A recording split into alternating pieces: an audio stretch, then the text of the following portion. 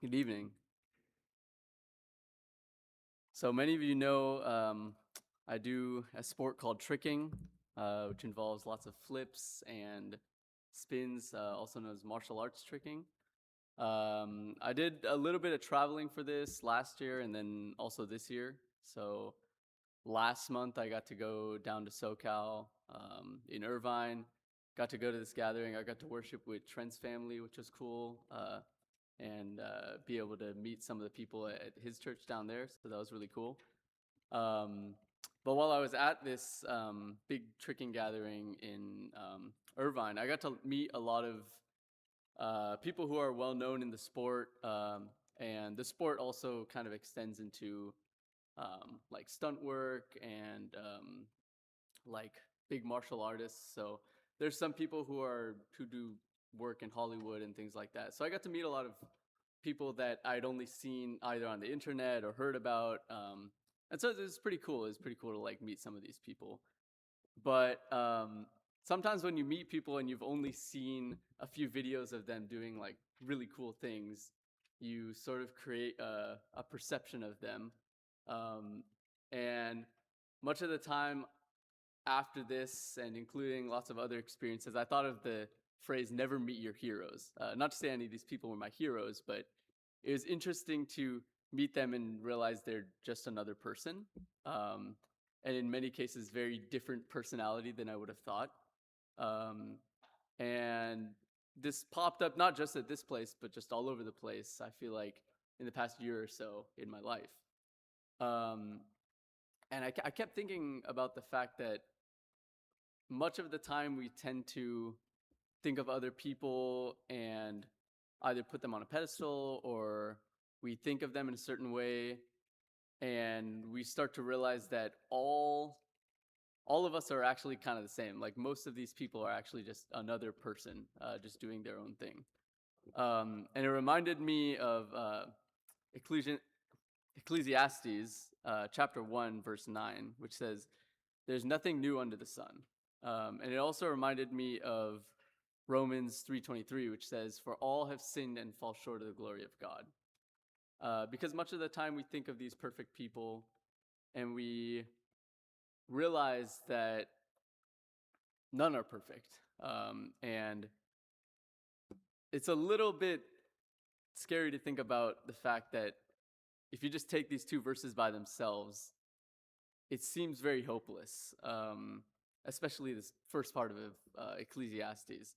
It seems really pessimistic that none of us are perfect. We're all sinful. There's nothing new. Uh, it's all vanity, right? Um, but if you think of these two, like very sort of constant verses, all have sinned, fall short of the glory of God. There's nothing new under the sun. And I'd like to bring kind of two contrasting constants. One is Jesus, who in Mark chapter 10, verse 18, he says, "No one is good except God alone." When he's being called good, he says, "Why do you call me good?" He says, "No one is good except God alone."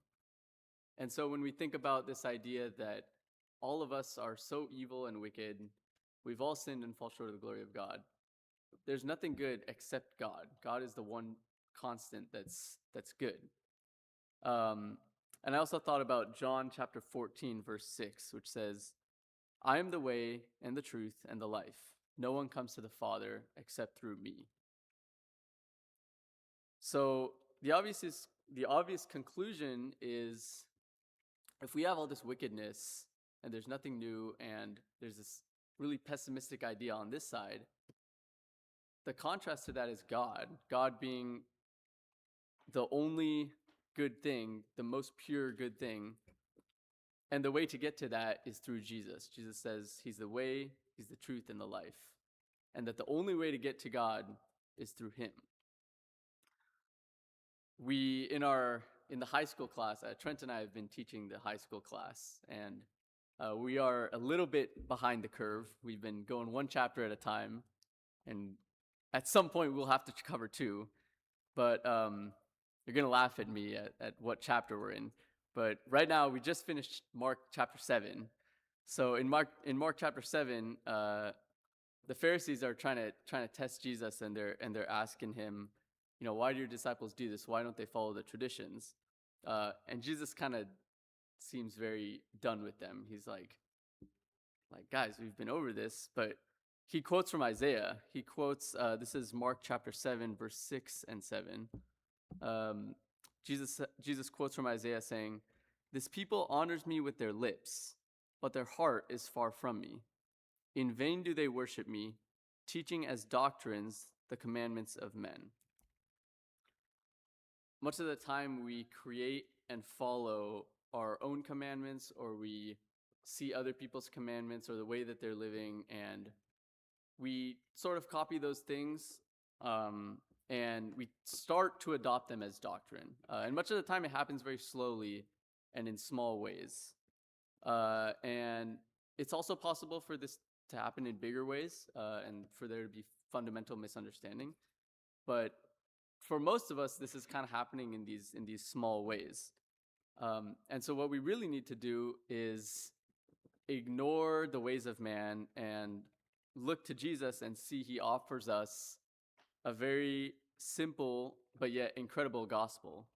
And that's what we need to take a hold of. When Jesus appears to the 7 disciples towards the end of the Gospel of John, in John chapter 21, he asks Peter over and over, "Do you love me? Do you love me?" And Peter repeatedly answers him, "Yes." And then finally, at the end of that paragraph, all he says is, "Follow me."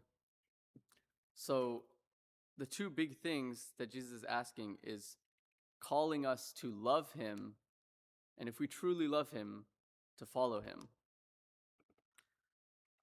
And so if we can help you to do that, to follow Jesus, to truly love him, or if we can help pray for you or encourage you in any way, if you need our help in any way, if you need prayers or encouragement from the congregation, let us know as together we stand and sing.